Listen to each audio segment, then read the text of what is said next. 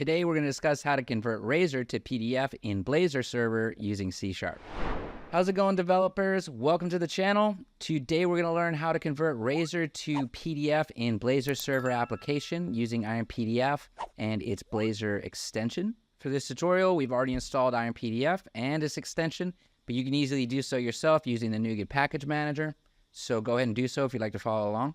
But without further ado, let's dive in. So first, let's take a look at the personinfo.cs class that we've already written. Here we have a defined class personinfo inside the namespace Blazor sample.data. This class has properties like ID, name, title, and description representing the information of the person. It's a simple, plain old CLR object POCO class. Now let's move to the person.razor file. Firstly, we're telling the application that this code belongs to a page called person. Moving on, we set the title of the page to the person using title tag. Next, we have our code block. Here, we're preparing to store a list of persons and some parameters. This will hold information about different persons, and we are setting this list up when the page is loaded. We've already added some people here like Alice, Bob, and Charlie, along with their titles and descriptions. Now let's talk about the interesting part, which is creating the PDF. We have a method print2PDF. Here, we'll be doing this task when it's called.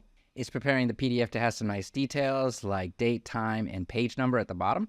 Then it goes on to actually create the PDF from our current page and save it with a specific name, Razor component to PDF.pdf. Don't forget that we have a visually structured table on this page. This will show the name, title, and description of each person that we have in our list, neatly aligning them with their respective columns. And then finally, we have an interactive element, a button labeled print to PDF.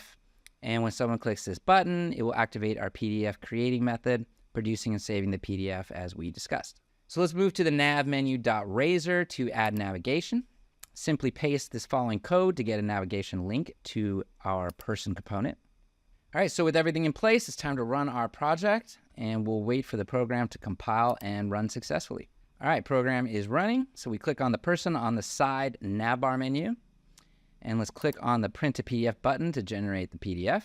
And let's check out our generated PDF file in our specified path. All right, there's a PDF file, and you can see how the Razor component has been accurately converted to a PDF. It retains the structure format of all the data, which is great.